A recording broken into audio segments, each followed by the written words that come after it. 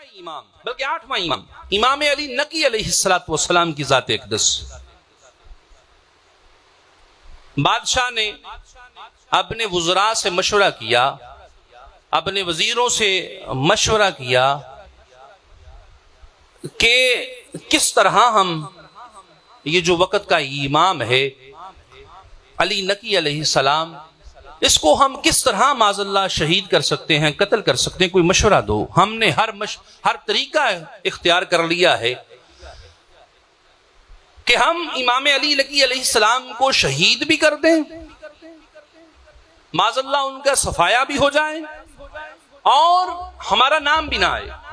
انہوں نے کہا اے امام، ہم جانتے ہیں کچھ جادوگر ایسے ہیں جن کو یہ مہارت حاصل ہے کہ اللہ رب العزت کی ذات اقدس نے کیونکہ شیاطین کو اجازت دی ہے نا، ان کے پاس ایسا علم ہے کہ وہ انسان کی جنس بدل سکتے ہیں.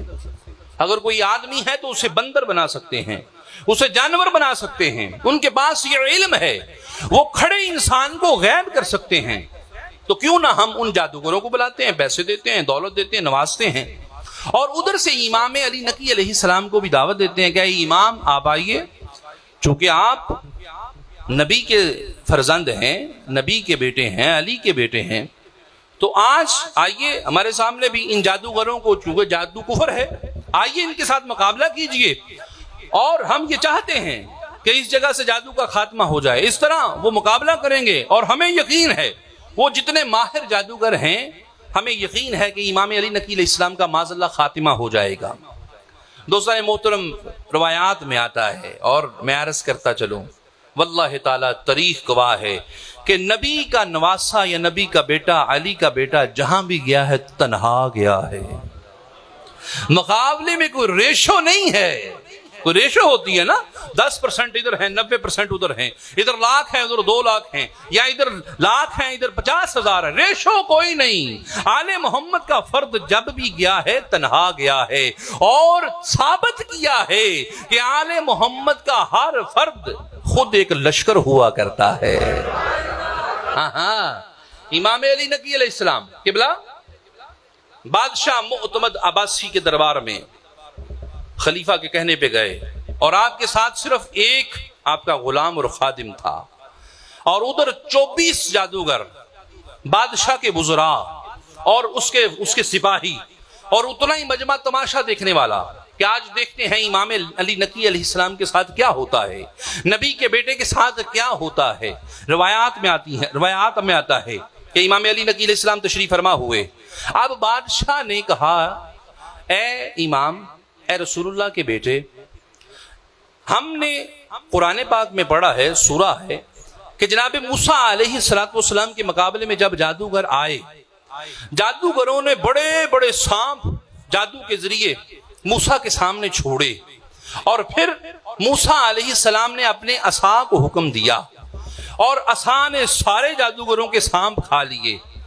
اب چونکہ آپ بھی نبی کے بیٹے ہیں، نبی کے جانشین ہیں، علی کے جانشین ہیں، اگر آپ میں بھی یہ اللہ رب العزت نے کمال رکھا ہے، یہ جادوگر ہیں، تو ان کے ساتھ مقابلہ کیجئے.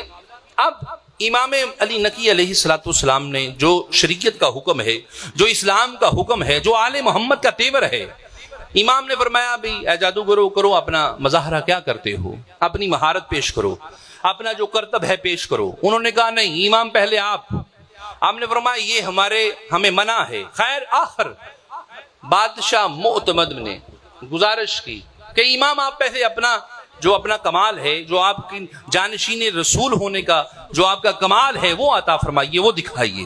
اب کیا ہوا؟ اچھا امام نے فرمایا دیکھ لو، بعد میں افسوس ہوگا کہ ہم کچھ کر نہ پائے.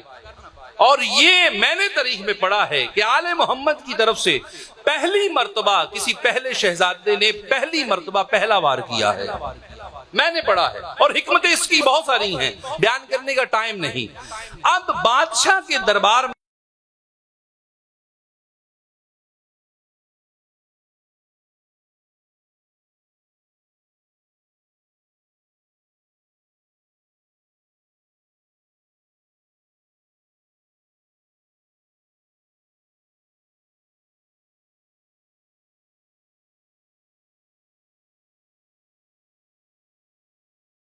بادشاہ سے پوچھے اللہ کے بندے کلین نہیں چھوٹا رکھ لے، تمہیں نہیں پتا کہ کس کو دعوت دے رہا ہوں؟ اب کلین تھا بہت بڑا، اس کے اوپر شیر بھی اتنا بڑا۔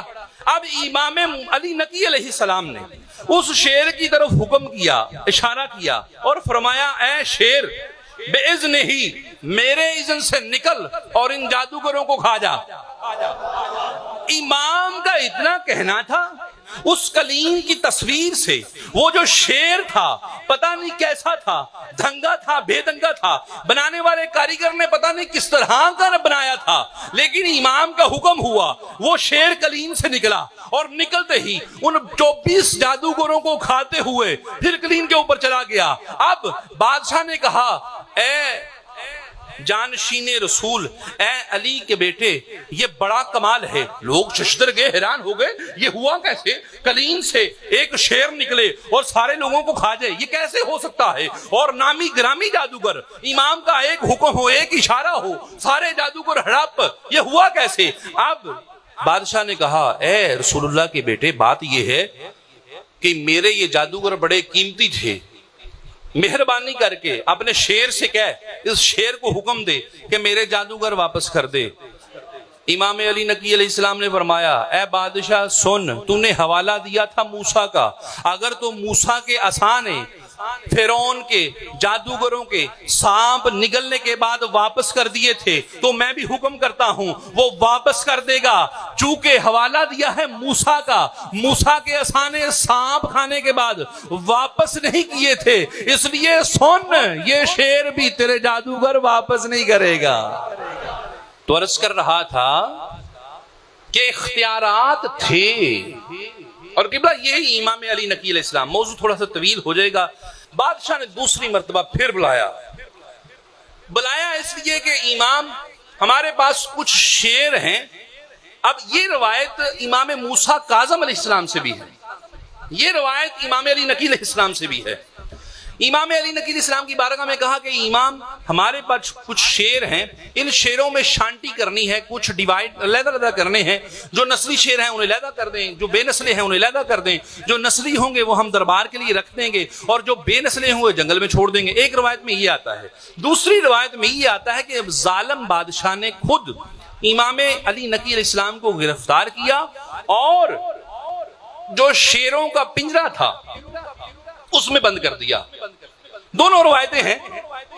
تو روایت میں آتا ہے کہ جب امام علی نقی علیہ السلام شیروں کے پنجرے میں گئے نا، اب چونکہ سارے بزدل کھڑے تھے، دل میں خیال یہ تھا کہ امام اندر جائیں گے اور شیر بھوکے ہیں، ایک لقمہ بنے گا اور شیر سب امام علی نقی علیہ السلام کا صفایا کر دیں گے، ہماری جان چھوٹ جائے گی۔ لیکن ہوا کیا؟ کیونکہ وہ شیر تھے نسلی، بے نسلے نہیں تھے، جانتے تھے کہ یہ آل محمد ہے، ان کو کھایا نہیں جاتا، ان سے تو کھایا جاتا ہے، ان کو نہیں کھایا جاتا، ان کو بھونکا نہیں جاتا، ان کے دشمنوں کو بھونکا جاتا ہے۔ امام علی نقی علیہ السلام اس پنجرے میں داخل ہوئے۔ روایت میں آتا ہے سارے جو شیر تھے لائن میں کھڑے ہو گئے، ایک بڑا شیر وہ پیچھے سے بھاگا آیا۔ اب لوگوں کے دل میں یہ جوان جو بے نسلے ہیں، وہ جو بڑا بھاگا آیا ہے امام علی نقی کو کھائے گا، یہ نسلی ہے، بھاگا آیا، قدموں میں گر گیا، امام کے قدموں کو بوسہ دینے لگا، چاٹنے لگا، نالین کو صاف کرنے لگا۔ اب کیا ہوا؟ اب امام سے اس شیر نے باتیں کرنے شروع کر دی۔ اب جس زبان میں شیر نے امام باغ سے بات کی، گفتگو کی، اسی زبان میں امام نے اس سے بات کرنا شروع کر دی۔ اب لوگ حیران ہیں، یہ عربی بولنے والا، یہ فصاحت و بلاغت کا ماہر، یہ فصیح و بلیغ خطبے دینے والا آج یہ شیر کی زبانی بول رہا ہے، کیا بول رہا ہے؟ اب امام کا جو خادم ساتھ تھا اس نے عرض کی مولا اب شیر کے ساتھ کیا گفت و شنید فرما رہے تھے، کیا وجہ ہے، کیا بات کر رہے تھے، کیا بات ہو رہی تھی؟ امام نے فرمایا اے میرے خادم سن، وہ جو بڑا شیر ہے میرے پاس شکایت لے کے آیا تھا، عرض کرنے لگا مولا جب میں جوان تھا تو میں جب شکار لے کے آیا کرتا تھا تو ان جوان شیروں کو کھلایا کرتا تھا.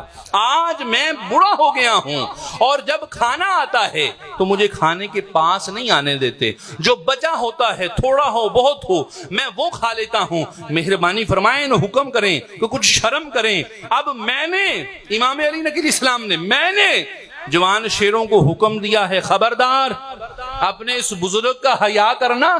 جب بھی کھانا آئے تم بعد میں کھاؤ پہلے اس بزرگ کو دو.